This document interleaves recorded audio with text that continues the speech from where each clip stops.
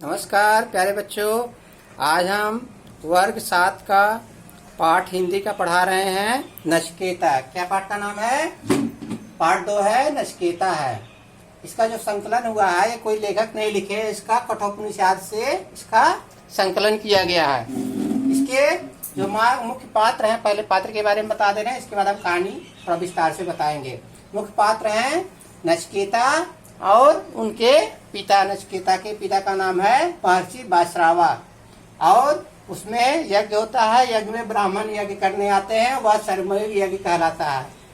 उसमें अग्नि देवता का पूजा होता है और दान स्वरूप जो है गाय दान दी जाती है। और उसी पर जो है पूरा कहानी बना हुआ है। तो कहानी हम आपको विस्तार से थोड़ा बता दे रहे हैं। होता ऐसे है कि महर्षि वासरावा जो है वह सर्वमेव यज्ञ का आयोजन करते हैं।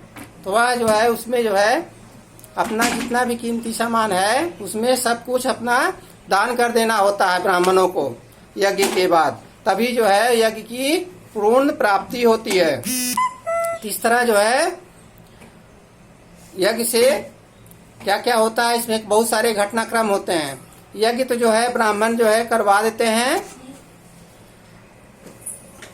और जो है इसके बाद यज्ञ होने के बाद जो है जब दान की बारी आती है तो महर्षि वासरावा जो है वह थोड़ा अपने गायों पर लोभ आ जाता है। सब कुछ दान करने के बाद गाय की बारी आती है तो गाय में वह जो है जो बूढ़ी बूढ़ी गाय हैं जो दूध देने वाली नहीं है, वही गायों को वह दान करने लगते हैं।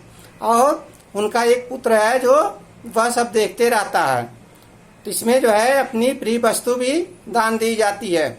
तो वह उनका जो बेटा है वह देखते रहता है और देखता है कि जो है पिताश्री मेरे जो है वह बूढ़ी गाय को दे रहे हैं और जो है जो अच्छी अच्छी गाय हैं उसको नहीं दान कर रहे हैं। यह देखकर नचिकेता जो है अपने पिताजी से पूछ बैठता है कि पिताजी ऐसा क्यों कर रहे हैं, जो है कि बूढ़ी गाय को दान कर रहे हैं।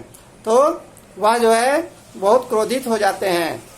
तो जो है उससे कहते हैं कि तुम कौन होते हो बोलने वाले।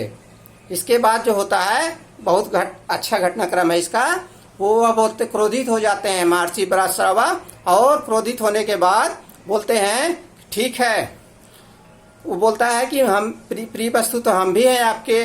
तो कहते हैं कि ठीक है, हम जो है तुमको यमराज के पास भेज रहे हैं। तो यमराज के पास वह जाते हैं अपने पिताजी से आज्ञा लेकर और यमराज के पास जाने के बाद इंतजार करते हैं। यमराज कहीं बाहर गए रहते हैं और 2-3 दिन तक वह जो है द्वार पे खड़े रहते हैं। जब यमराज आते हैं तो उनसे वार्तालाप होती है और यमराज पूछते हैं।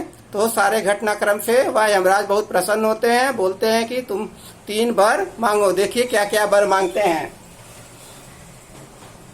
बस जो वर मांगते हैं देखिए, पहला वर मांगता है नचिकेता, पिताश्री का मुझ पर से जो क्रोध है वह शांत हो जाए और जो सर्वमेव यज्ञ का है जो उसकी प्राप्ति हो जाए। तो उसके बाद यमराज बोलते हैं तथास्तु।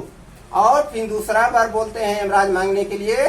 तो नचिकेता दूसरा वर मांगता है, देव विद्या से भय उत्पन्न न हो, वह मुझे ऐसा वर दें। तो वासरावा की जो है यमराज जो है वह भी वर दे देते हैं, बोलते हैं तथास्तु। और फिर तीसरा वर है, नचिकेता बोलता है कि हे देव आप सर्वज्ञाता हैं, आप मुझे आत्मा का रहस्य समझाइए। इस पर जो है यमराज कहते हैं कि तुम अभी बहुत छोटे हो, तुम्हारे लायक नहीं है। तो आप बोलते हैं कि कोई दूसरा वर मांग लो। तो यमराज नचिकेता कहता है कि ऐसा नहीं है, हमको जो है यही वर चाहिए, यही और इसी के बारे में हमको जानना है। तो विवश होकर उसकी बातों से यमराज बोलते हैं ठीक है, हम तुमको ऐसा ही वर देते हैं तथास्तु। और यह वर प्राप्त होकर यमराज खुशी खुशी उसको उसके घर भेजते हैं और वह घर आता है और उसके पिता बहुत प्रसन्न होते हैं। इससे आप ज्ञान मिलता है कि जो भी करना है वह जो है दिल से किया जाता है और मन में कोई खोट नहीं रहना चाहिए। इस कहानी से यही सीख मिलती है। नमस्कार। इसको जो है प्रश्न उत्तर आप लोग कर लीजिएगा। नमस्कार।